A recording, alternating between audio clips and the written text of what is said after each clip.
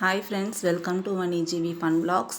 Saturday, அதாவது இன்றைக்கி பிரியாணி செய்யலான்னு சொல்லிவிட்டு நேற்று நைட்டே போய் கடையில் போய் கொஞ்சம் சாமானெல்லாம் வாங்கிட்டு வந்தேன் ஃப்ரெண்ட்ஸ். பிரியாணிக்கு தேவையான பொருளெல்லாம் வீட்டில் கொஞ்சம் இருந்தது, அது போக கடையிலையும் கொஞ்சம் எல்லாம் வாங்கிட்டு வந்து நைட்டே எல்லாம் க்ளீன் பண்ணி ரெடி பண்ணி வச்சுட்டேன்.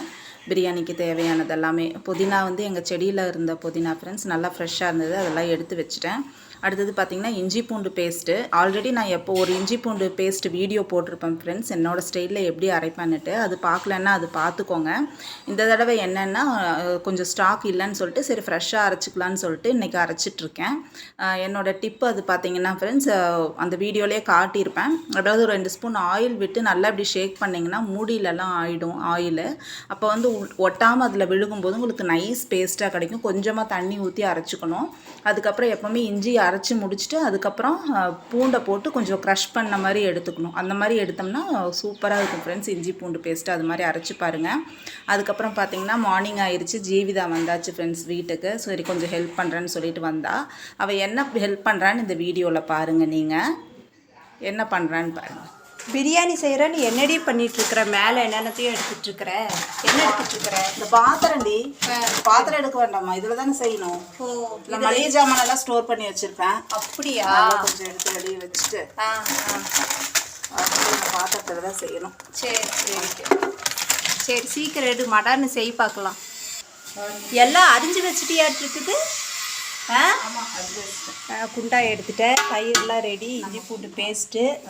நம்மளுக்கு ஏற்ற குண்டா இதுதான். சரி, அரிசி ஊற வச்சுட்டேன். அரிசி ஊற வச்சுட்டேன், பரவாயில்லடி. இனி டக்கு டக்குன்னு செய்யறது தான் வேலை தான். சரி, மடாடி சட்டு புட்டுன்னு செய்வாக்கலாம், சாப்பிட்டு கிளம்பலாம். சாப்பிடுவேன்.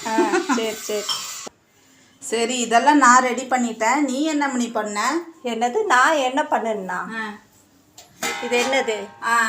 வெங்காய பச்சடிக்கு 2 வெங்காயம் உரிச்சு வச்சிருக்கேன். இனி இந்த தயிரை பிரித்து இதில் ஊற்றுவேன். எவ்வளோ வேலை எனக்கு. அதுதான்.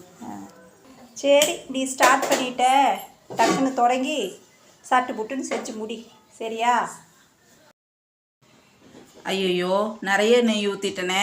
பரவாயில்ல கவலைப்படாத.